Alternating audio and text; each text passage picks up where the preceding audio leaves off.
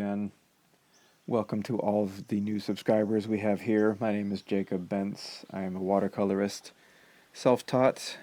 I started painting in about 2019 just by watching videos on YouTube, much like the one that I'm hoping to make for you today. My goal is to teach you how to paint and kind of demystify some of the more confusing and complicated aspects of this medium. It's a very intimidating medium, but it can be extremely rewarding once you get the hang of it. And if I can get the hang of it, I think you can too. So, let's take a look at the photo that we have to work with today. This is a forest waterfall scene. It's overcast sky, so the lighting is soft. We've got this waterfall as the focal point of the painting.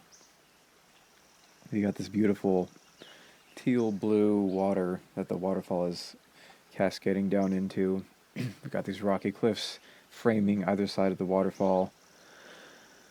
And then we got these fir trees and all kinds of other foliage growing on top of the cliff and around the waterfall and receding into the background. So in order to help myself understand this scene and simplify it in my mind, I did what's called a value study, which we'll take a look at here. So if you compare the reference photo to this value study that I did, you can see how much more simplified and impactful this composition becomes. And I've also changed a few minor things. For example, I've gotten rid of the rocky shore. I've kind of zoomed in, pushed up towards this waterfall a little bit, kind of tightened up the frame, because I wanted the waterfall to be a little more dominant in the scene. So what I do with these value studies is I use paint. I just use this big mop brush. I use either neutral tints or Payne's gray, they're both just different kinds of gray, pre-mixed grays.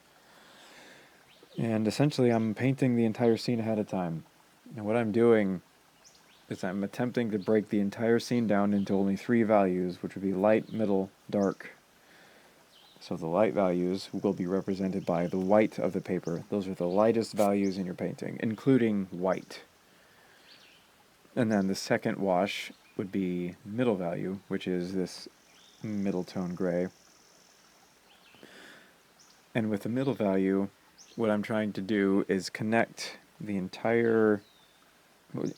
everything that is middle value to something else that is also middle value, and what I'm trying to do is create one big connected shape that includes all of the middle value shapes, all into one. And then, even with just doing that, you can start to see the scene coming together. This is much more simplified than the actual painting, but not too much more. I want to keep this relatively simple and straightforward. And then on top of the middle value shape, or into the middle value shape, I paint the darks, which is this slightly darker gray. And there are going to be certain areas of the painting that I will darken up even more than this appears here, but this just gives me a rough outline of the areas I need to focus in adding these darks into the painting. Because if you go too crazy with adding darks everywhere, all over the place, you can very easily ruin your painting. You want to use your darks intentionally and sparingly. And you can see I kind of started to hint at some of those reflections from the waterfall going out into the water. Very simple, very impressionistic, and I really want to try hard to maintain that vibe for the actual painting. So this value study is so important for many different reasons. The biggest thing, or one of the biggest things, is simplifying the scene, because if you look at that reference photo, there is an almost infinite amount of detail that you can find in any given area of this photograph. It's too much. Another problem that this photograph has is it kind of is lacking a sense of depth. If you look at the area right above the waterfall, those trees look like they're just as close as these trees to the left of the waterfall up on this cliff. So I need to figure out how to push this area farther back to give us a sense of depth. I want the viewer to just have their eyes start here lead up to the water, and then just go back. I want your eyes to be pulled up into this forested area and give you that sense of mystery and wonder, like, oh, where does that go? I wonder what's back there. And this photo isn't quite capturing that because, photographs tend to flatten things out, especially if you're zoomed in. But with painting, we can actually use a few tricks to exaggerate that sense of depth and distance. So this value study also gives me the opportunity to think about these things ahead of time and kind of plan my painting out. With watercolor, it is very important to have a clear plan going into the painting of what you're going to do, which wash you're going to do it in, what techniques are you going to need to be paying attention to as you're doing the painting. If you have all of this thought out ahead of time and literally painted out on your value study, you have now offloaded all of that mental work into this value study. It's all right there. I've literally painted the entire thing ahead of time. This is a practice run for my painting. I've already painted it once. All I need to do now is paint it again with color. And I think that's about all we need to discuss for this value study. It's a very simple composition, which I find simple compositions are more powerful and impactful.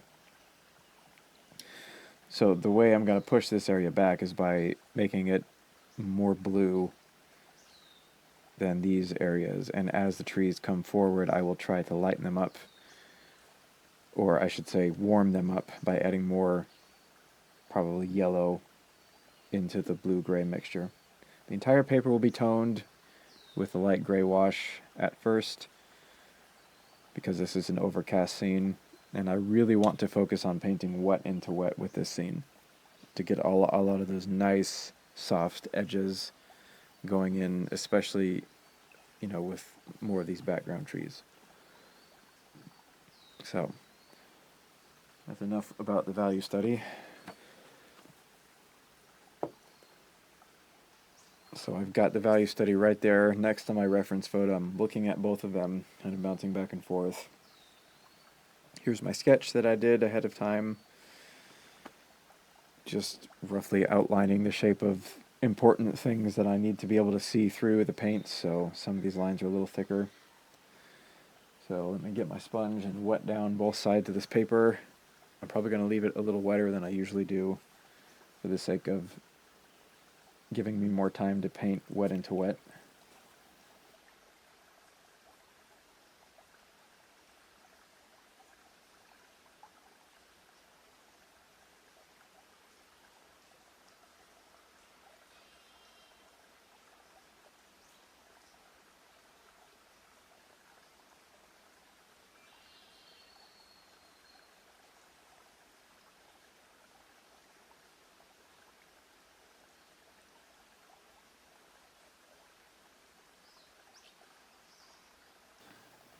Alright, so the paper is wet on both sides. The reason for wetting the paper on both sides is so that it lays flat on my board without having to tape it down. And it'll stay wet for a little longer so that I can work some wet into wet magic in here. If you live in a dry climate like Arizona, which is where I live, this will give you extra time to paint wet into wet. And that's what we're going to do right now. So I'm going to use my big old mop brush or quill brush. Big brush, big shapes. And for the first wash, nothing but big, huge shapes and flowing colors into one another. We're essentially just toning the paper, setting the stage for what comes after. And since watercolor is transparent, what you paint underneath will show through what you paint over top of it. So just always try to keep that in mind. I'm going to mix up a light grayish color, just using cobalt blue, ultramarine blue, and burnt umber. I find that makes a really nice kind of cool gray. I might even throw in some Payne's gray here and there if I feel like it needs it. I'm going to start toning this cliffside.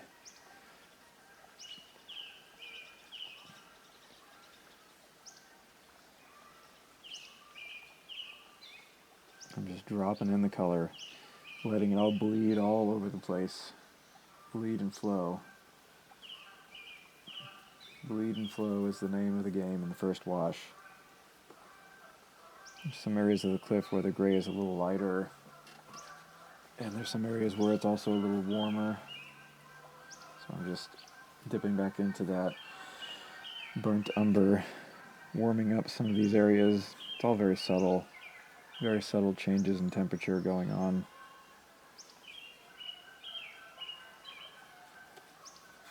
Yeah, I'm just toning everything with a light gray, including the trees. Some of these trees are quite vibrant with the green that they have, but I'm not sure yet how vibrant I want to go with my greens in this painting. I think I want them all to be more subdued. So a trick you can use to get more subdued greens is by mixing gray into it. In this case, I will mix more green to go over top of that, and this gray will show through. Now this water, I might leave it mostly white for now. It is very bright in my reference photo, and I kind of like how it pops out, but I think I'm just going to tint just a few areas here and there, maybe where there's kind of shadows on the side of the water that's kind of cascading down as it curls over the edge of these rocks. It gets more into shadow. It just gives it a little texture, and I'll come back and darken that up later if I need to, which I'm sure I will.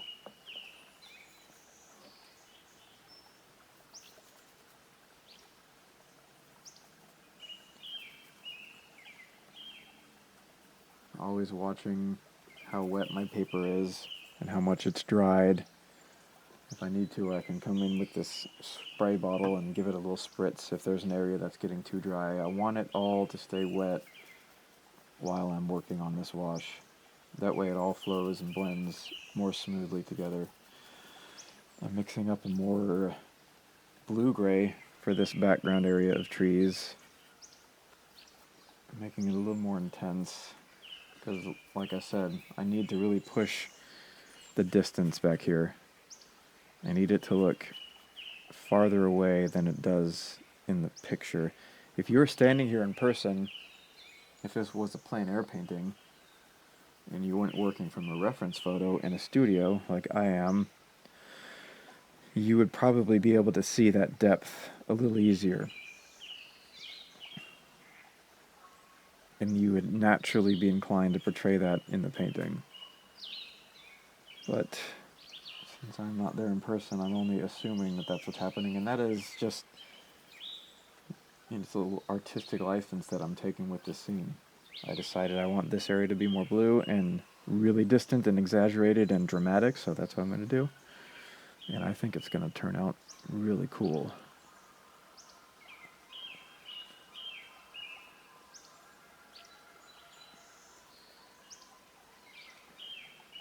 So, looking at that reference photo, I need to paint over top of this section of water because that's white. Painting around your light areas. You can't really paint light over top of dark in watercolor unless you use gouache, which I do quite often.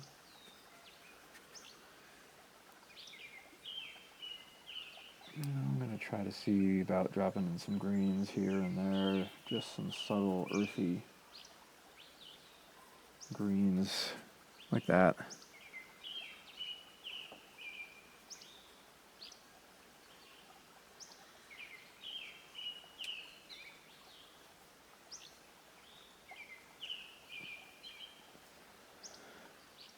Add some in back over here too while it's wet.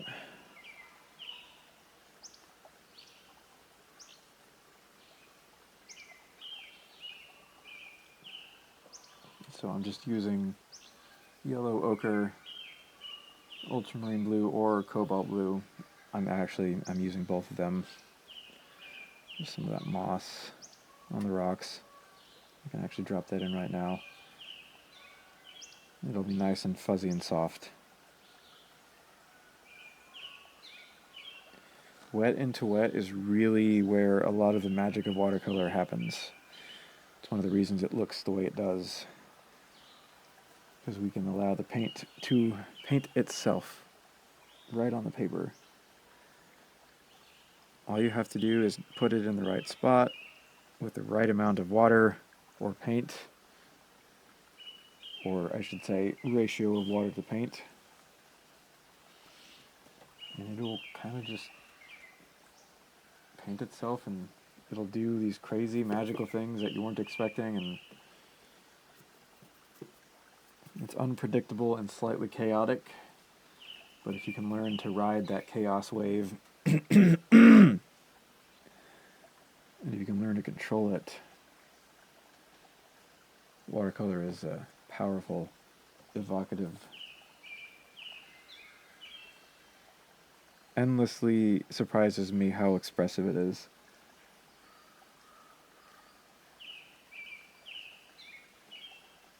It almost has a mind of its own.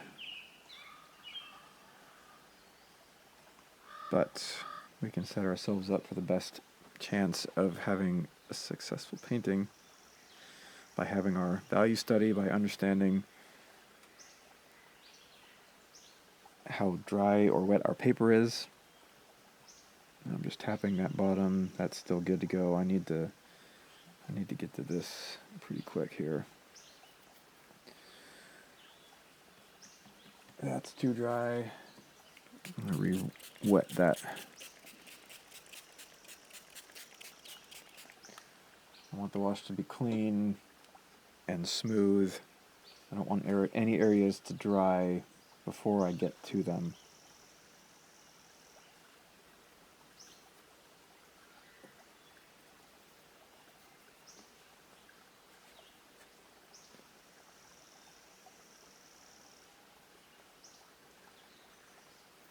So it's just greens and grays and grays and greens, greenish grays. Subtle, very subtle colors. Very dull and subdued because of that overcast lighting.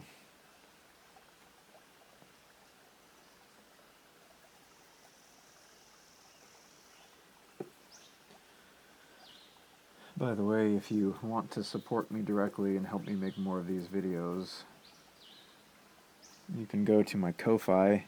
The link is in the description, where you can give me a donation if you want. As little as $5, probably even less than that. Or you can buy one of these paintings if you really want, or even a print of one of these paintings. Can't have this original, unfortunately, because this is going to a friend of mine. This is actually a picture he took in Glacier National Park.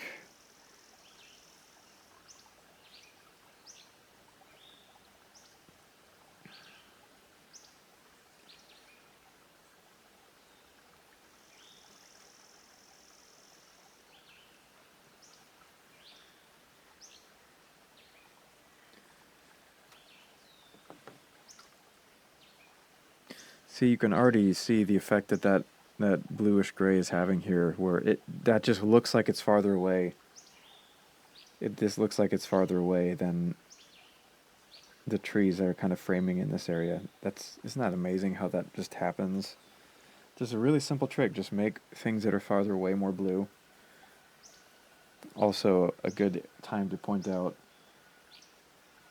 don't feel like you have to copy the reference photo exactly, and I would say don't do that, because then you're copying a picture, which I guess is fine, but you limit yourself as to how expressive you can be. If I were to just copy this photo, I wouldn't have noticed that this area needs to be that much more blue, because I'm just using it as a reference or an inspiration. I can take liberties like this, and then having that value study and all the planning I did ahead of time, talking things through out loud. I already know the basics of what I need to do, so the rest of my brain is free to play and have fun and experiment and be more expressive with my color choices and all that kind of good stuff. That's one of the things that can take your painting from good to great, is being able to be playful and expressive with it. I'm thinking about how to approach these reflections, so I think what I need to do, this water is all going to be middle value. Remember, none of this is actually middle value yet. This is all the first wash. It appears quite dark at the moment, and part of that is because it's overcast and the overall lighting of the scene is lower than a sunlit scene would be. But also, watercolor dries several shades lighter than when you first put it down, so this will all lighten up significantly. And then once I start putting down the second wash, you'll see, wow, okay, that's actually that's actually the middle value. It's all relative to what's around it and what's already on the page. So these ripples are white, or not white, but they're way brighter than everything else around it in the water. So I'm actually going to tone the entire area of the water with what the color of these ripples are going to be, if that makes sense. And then later, in the middle value shape, in the second wash, I will paint around the ripples, just like I did in the value study.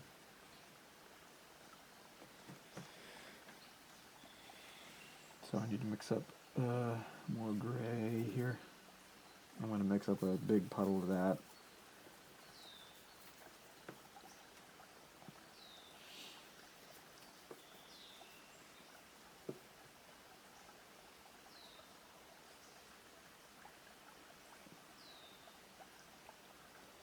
Throw some of that turquoise in there.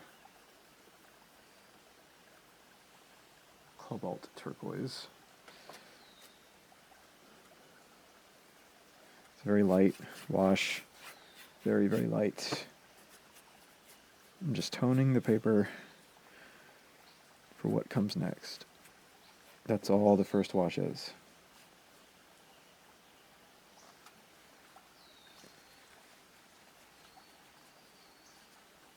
There's some foam there that I accidentally painted over. I can just lift that up with my paper towel. Here we go. And if I really need to, I can come back with gouache and add that in later too. Okay.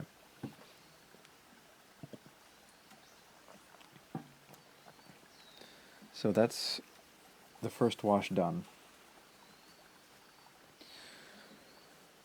So, referencing this value study again, almost everything else in this painting is going to be middle value shape, and there's a few key areas that I'm painting around, like this tree trunk here. I want this to show through, and there's another one back here that I think I also want to show through, and that's actually in my sketch right here and right here. So I need to paint around those, which means I need the paint to be drier in that area in order to be able to paint around those shapes and not have the paint kind of bleed back into it. But I also want to paint wet into wet. So I'm kind of trying to strategically think if there's any areas that are dry enough and also still wet enough for me to start doing that. And I think I'm going to start back here in the background. It looks dry enough to do that while also still being relatively wet. So we're going to mix up a darker, more intense, thicker mixture of paint.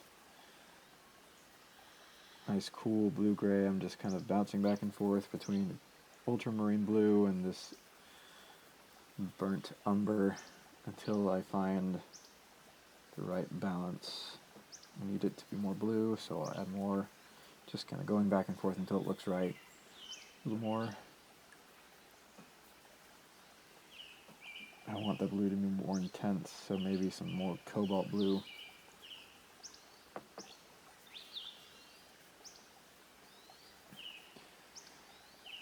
So rule of thumb for when you're painting wet into wet, if the paint on the paper is wet and you want to add more paint into it, make sure that the paint you're adding into it has more pigment in it than water. Because if your paint is too wet and you paint wet into wet, you'll get these crazy blooms and cauliflower edges that are not very nice to look at. So let's just get to it.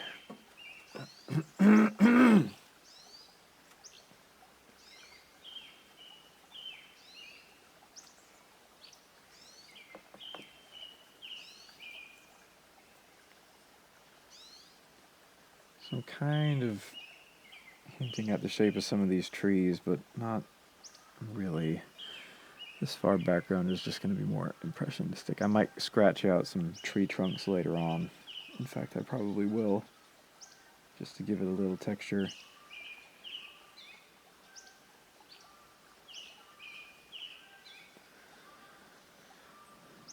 Painting around this area because these trees are going to be a totally different color. They're going to be a lot warmer green. So I'm painting around that shape.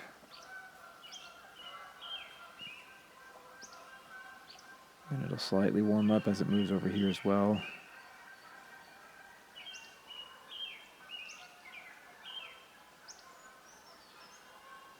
Using my big brush for this. These are mostly pretty big shapes. This brush has also got a nice point on it, so I can hold it 90 degrees to the paper and get some smaller details if I need.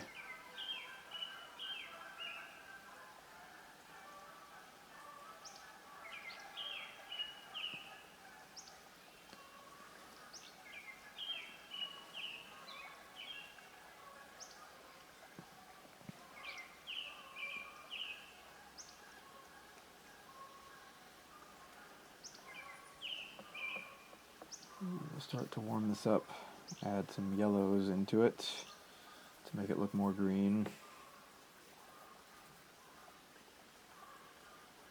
Right about there. If your paint's not flowing like it should, just add a little more water to it.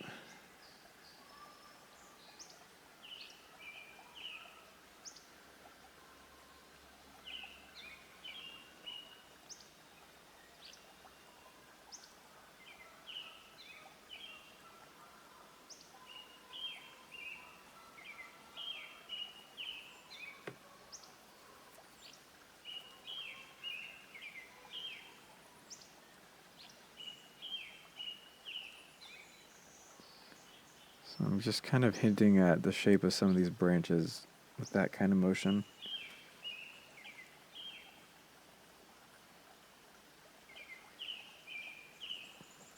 It's more texture than anything.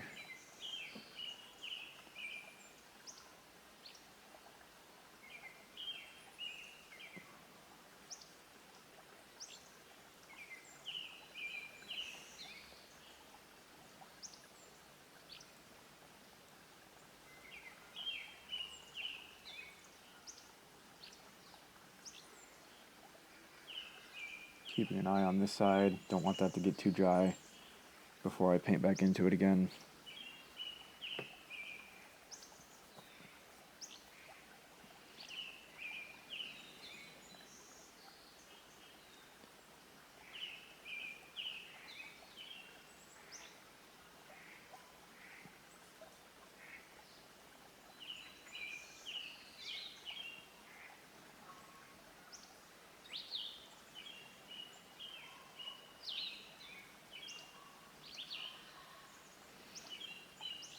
I'd also push these back too, farther into the distance, just a little bit.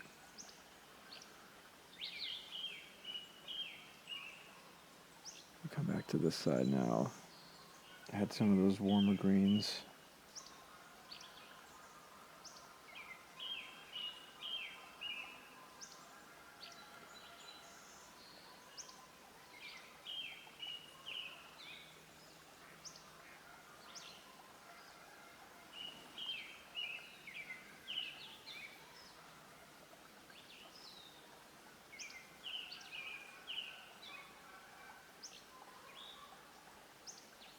Just a little cadmium yellow to liven it up just a bit.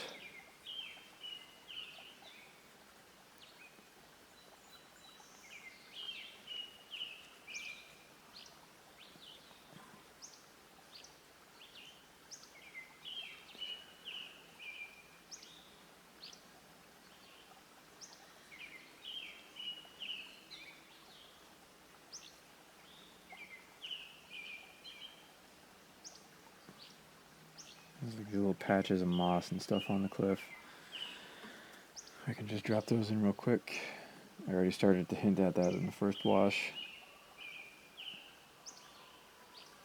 Just trying to find ways to connect that shape together, even if it's not exactly what's in the picture.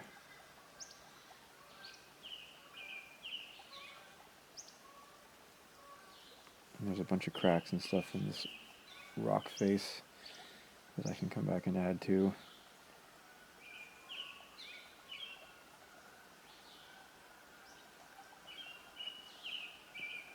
Try and keep this very impressionistic. Not get too caught up in details.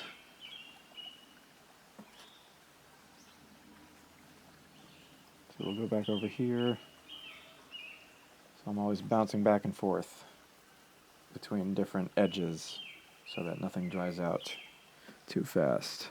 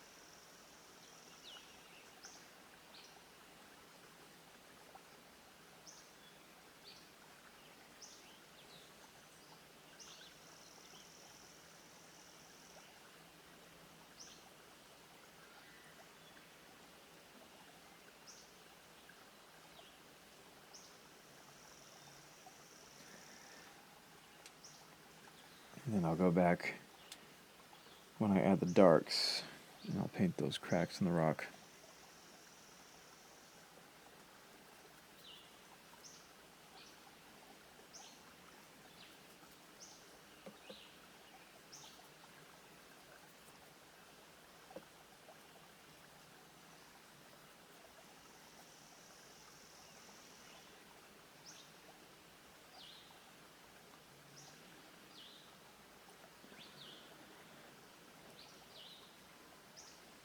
I think it might be time to switch to my smaller brush because I'm starting to work into some smaller details.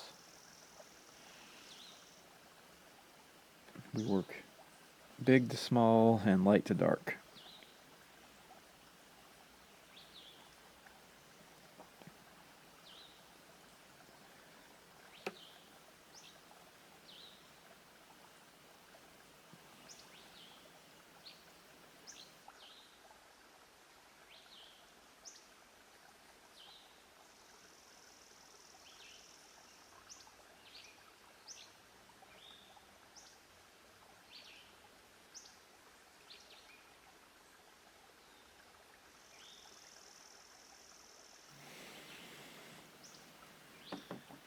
I don't think I'm going to mess with the water itself just yet. Probably going to save that for last. So I'm just working these rocks is what I'm doing now. Just adding subtle textures here and there. That's too dark.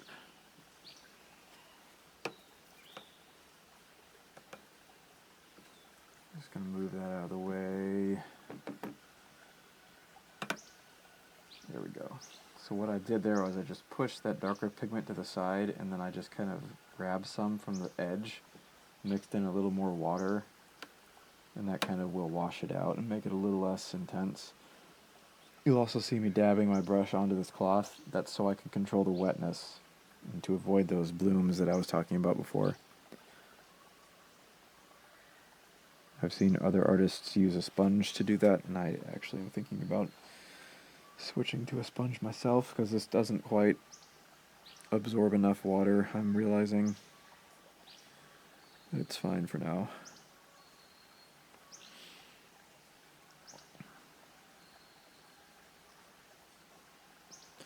Here's where I'm going to need to paint around that tree trunk.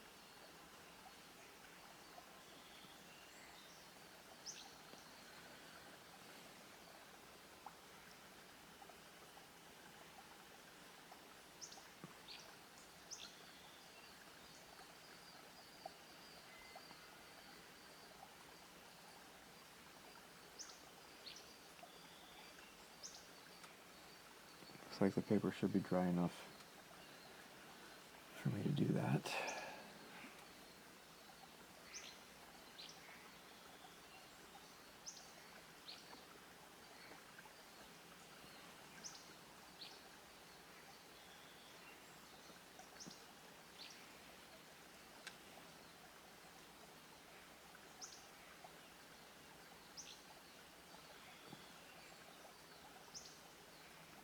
Yeah, I think that'll work.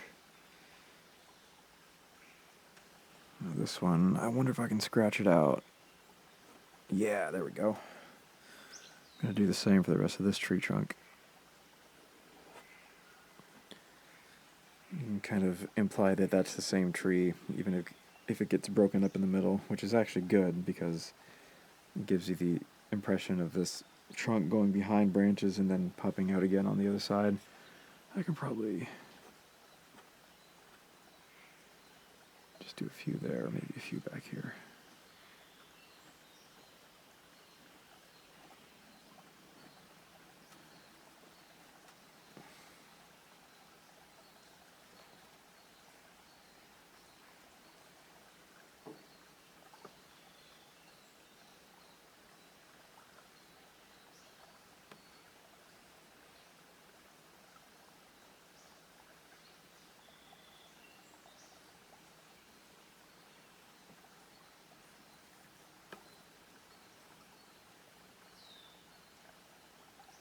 Just really subtle textures to indicate some of these horizontal pads on these trees, these fir trees. Nothing too crazy though. All impressionistic and loose.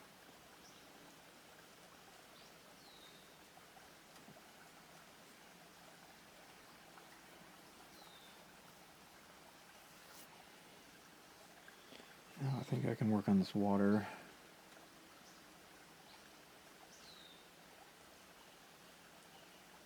Trying to think of the best way to get this color.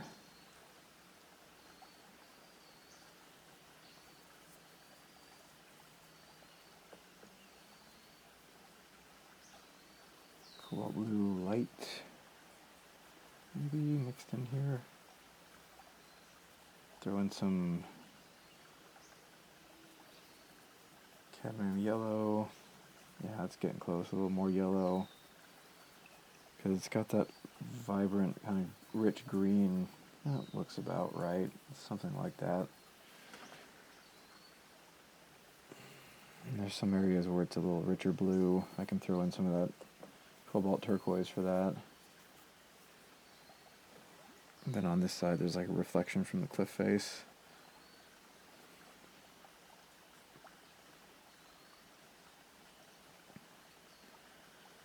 this water to be pretty dark so that that reflection pops out, which is why I put it in the middle value. Paint around this area because that's going to be a reflection from the cliff face. I'll drop in some warm color for that in a minute.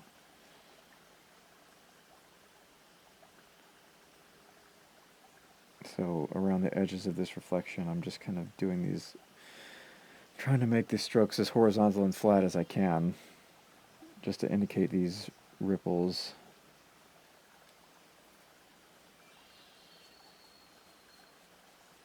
And occasionally I'm doing these little dry brush strokes where I quickly drag the brush across the top of the page and let the texture of the paper kind of make it skip over the page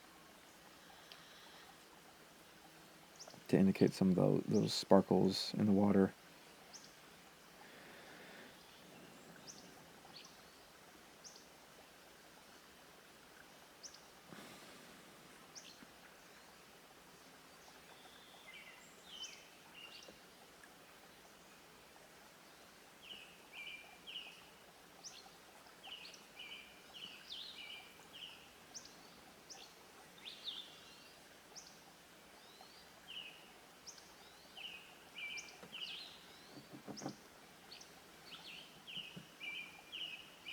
Whoa, that's way too much. I'm just warming this up as it comes closer. Just a little bit. Kind of hints that the water got shallow right there. So, this spare brush that I have, I'm going to blend in the edge of this paint over to the right. And there's your reflection of that cliff. See here. And I'm also going to wash it off again, and then I'm going to pull straight down. Just like that. And that's how I paint almost all of my reflections, just go across and then down. That is, if you really want to know, that's a Bob Ross trick right there. It works just as well in watercolor, I found out. I just decided to try it one day, and it worked perfectly. Just add some of those ripples back in.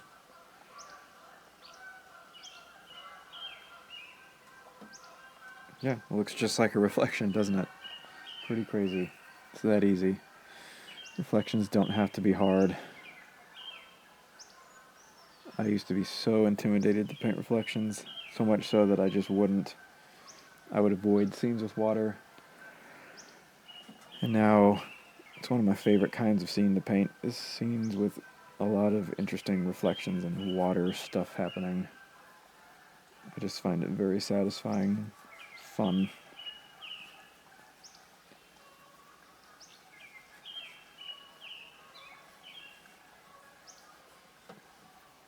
Painting water in watercolor. Not as intuitive as you would think, but definitely possible.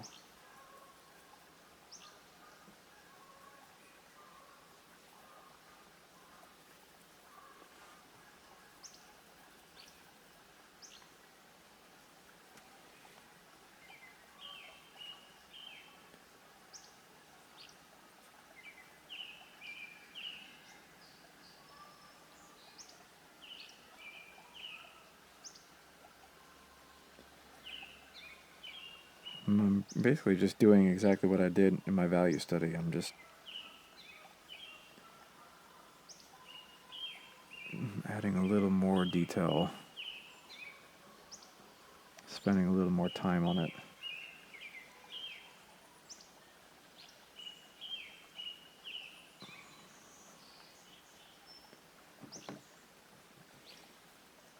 I accidentally picked up some of that warm color, but that's fine. It don't matter. I'll just make it more interesting and some of those accidental variations in there. There's a little bit of a reflection there from this cliff face, I guess. Actually, right there.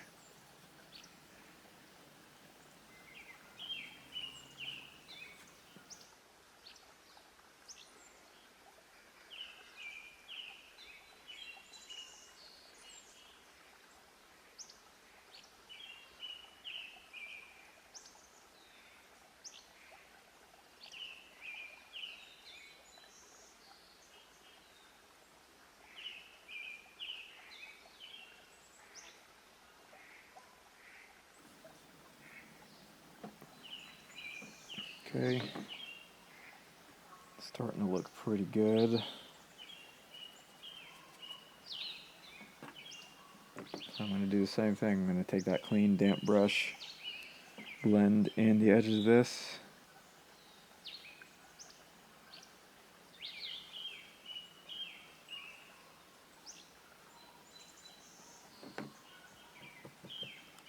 You just pull down. It just lifts up some of that paint that's on the paper. Dry it off again, then just go across a few times. Very, very light touch, very light. Oh, and then there was this little tiny reflection here too from the cliff. Just a little bit.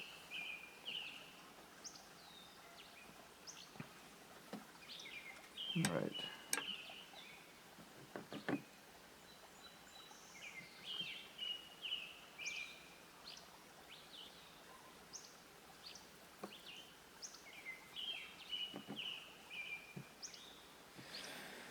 Let's see if we can add some subtle textures to this waterfall. Just very, very light gray on my brush.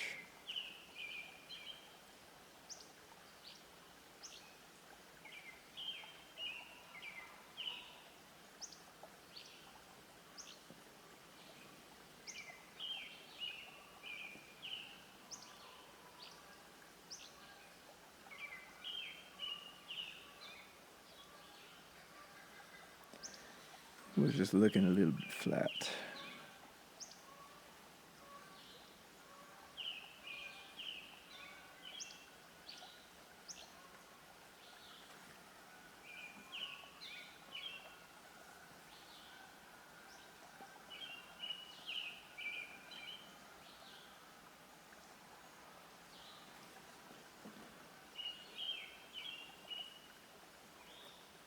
Scratch out a few more trunks.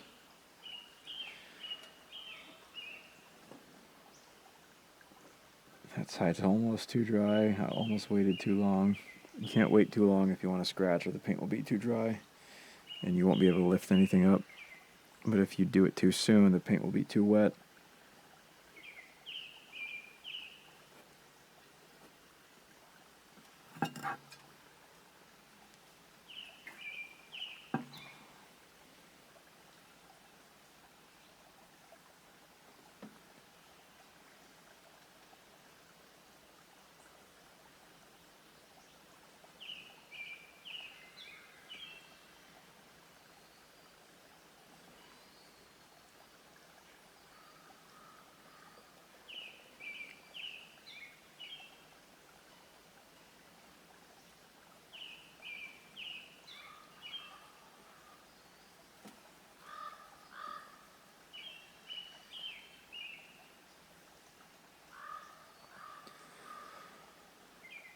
Okay, now we're ready for some of the darker areas. A lot of it's going to be textures for the cracks in the rocks and things like that. And we'll clear out some space on this palette.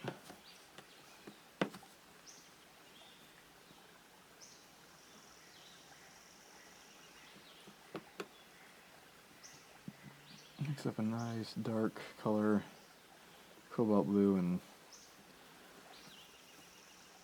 burnt sienna.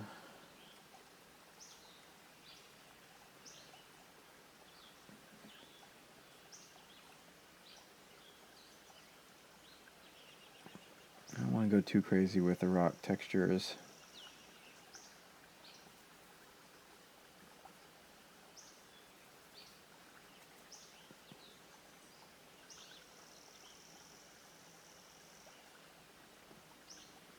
Just enough to get the idea across of what's going on.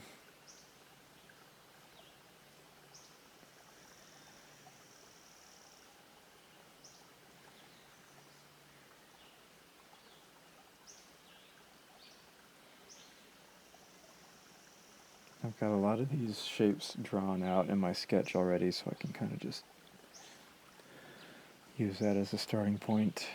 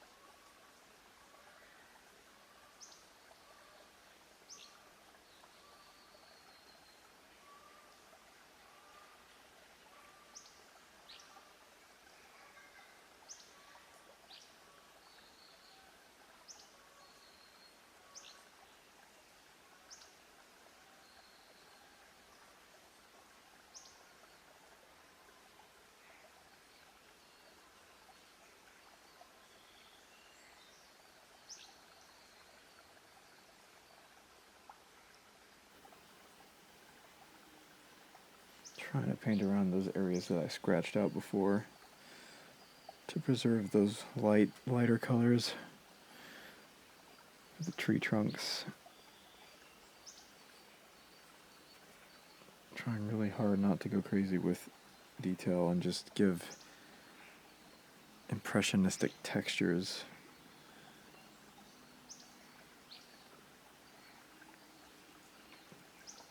It's helpful to every once in a while pull back from the painting, physically pull back and look at it from a distance. It's very easy to get overly focused on whatever area you're working on.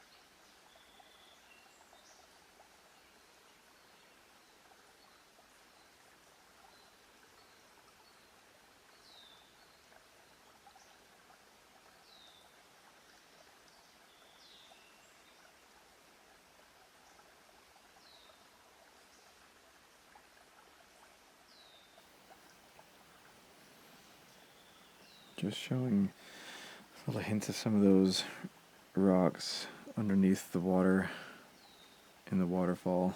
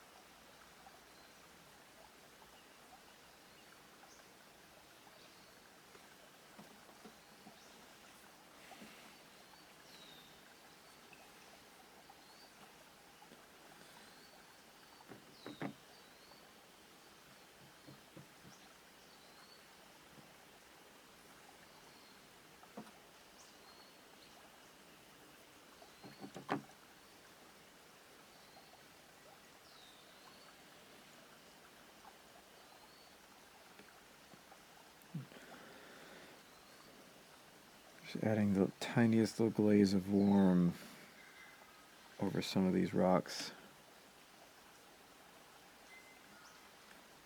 I just felt like they needed more texture.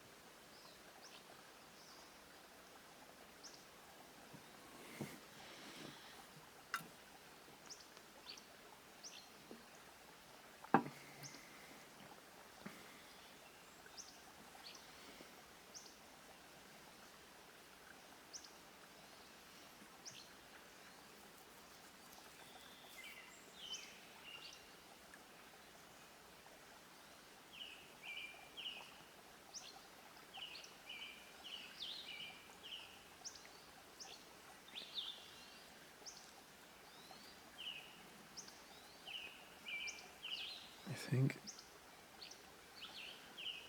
Some areas of the water need to be a little darker.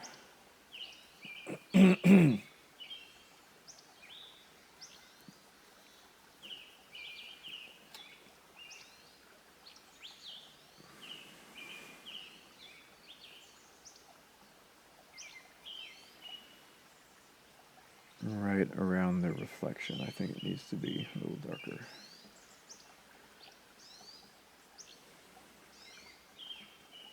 Deeper blue. And it lightens up as it goes to the right and then to the left.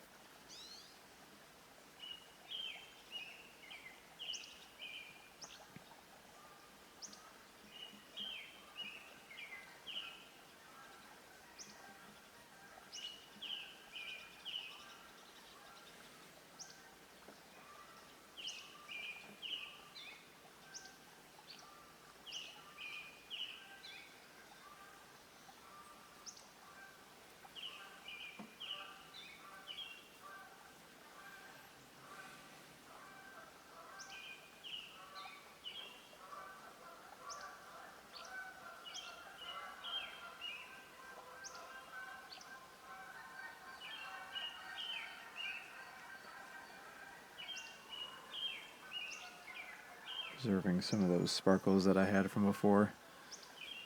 I'm not just getting rid of all those. Bringing some of that darker color across in the middle part of this reflection to indicate some bigger ripples.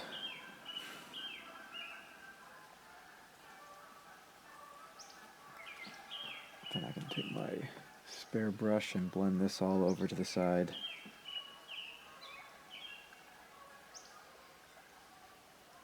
It's a very, very light touch.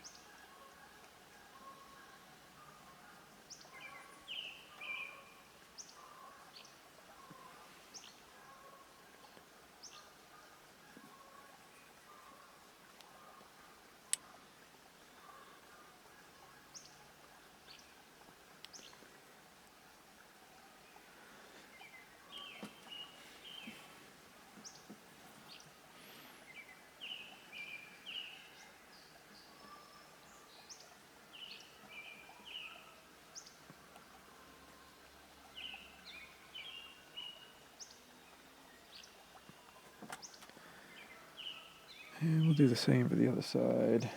Get a bigger puddle.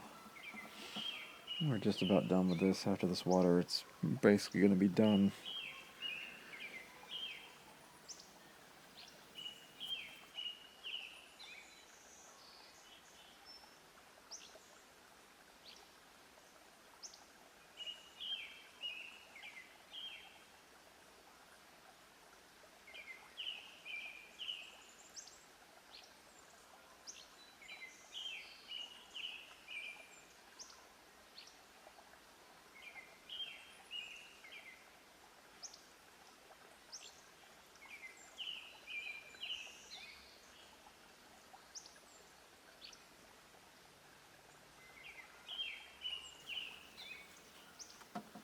That reflection was a little too extra, so I just painted through it.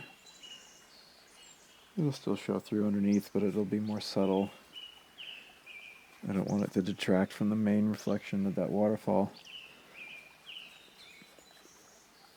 Sometimes these are just decisions you have to make in the moment. You can't really see how it's going to fit together until the painting is more complete, or sometimes until it's completely complete. Only then will you see everything for what it is. So don't give up on a painting until it's done.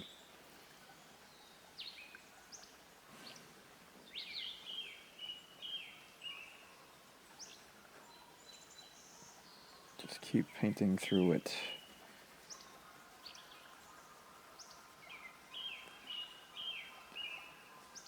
Paint through the discomfort of not being sure if it's going to turn out.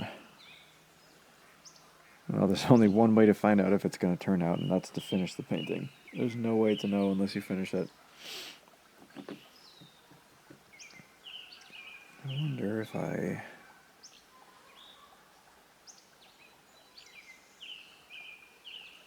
Drag down. Yeah, that's a little better.